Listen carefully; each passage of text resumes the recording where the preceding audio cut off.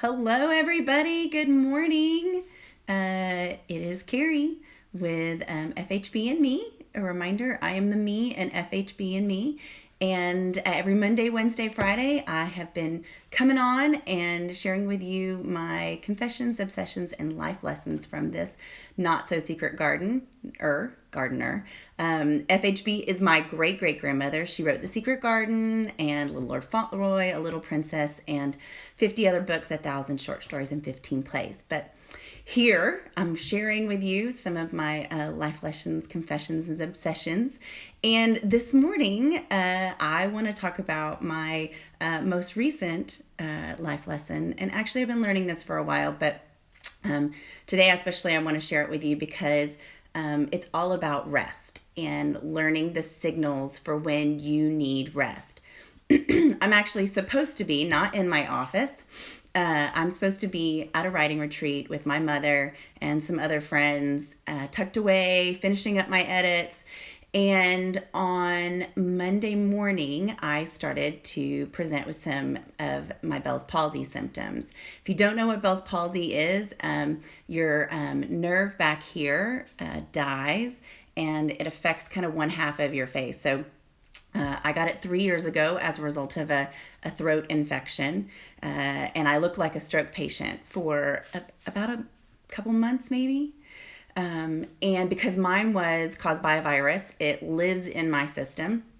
And so when I start to get run down, tired, start to maybe get sick, even hormones can affect mine as well, my symptoms will start to flare, which for me starts internally. It's usually a metallic flavor inside of my mouth, just on the right side, which is strange.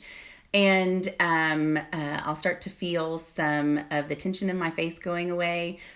Those close to me can recognize it in my face and see that my eye might be drooping a little bit, etc.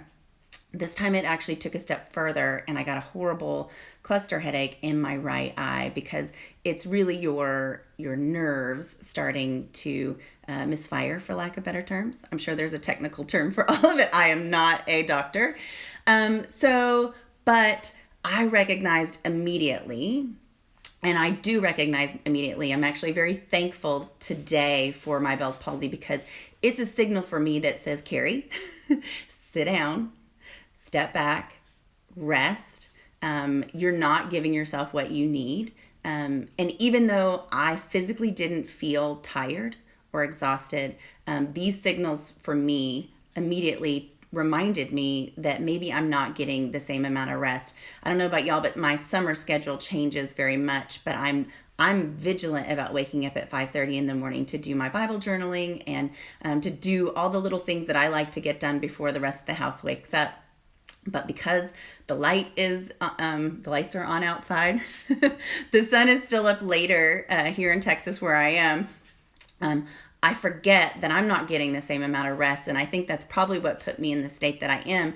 But I'll bet you have signals also that maybe you need to start recognizing that remind you that you also need rest. Maybe it's anxiety, irritability, hunger is one as well. You may not physically feel tired, but when you start to present with your things that maybe I'm not getting the amount of rest that I need, maybe you can recognize that in yourself today. So I just wanted to pop on and encourage you to listen to your body, listen to your mind when it says, hey, step back, reset, get some extra rest.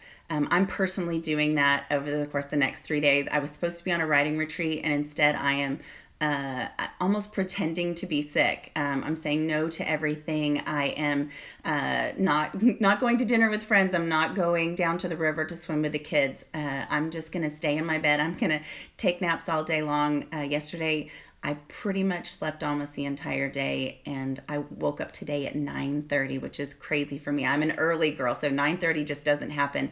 But it also reminds me again that I listened to my body. My body clearly needed it. It wouldn't have kept sleeping if I didn't need it. So listen to your body. Listen to all of those things that may not look like tired or exhaustion, and heed those calls. Find those extra times to sleep find those extra places to just chill and be.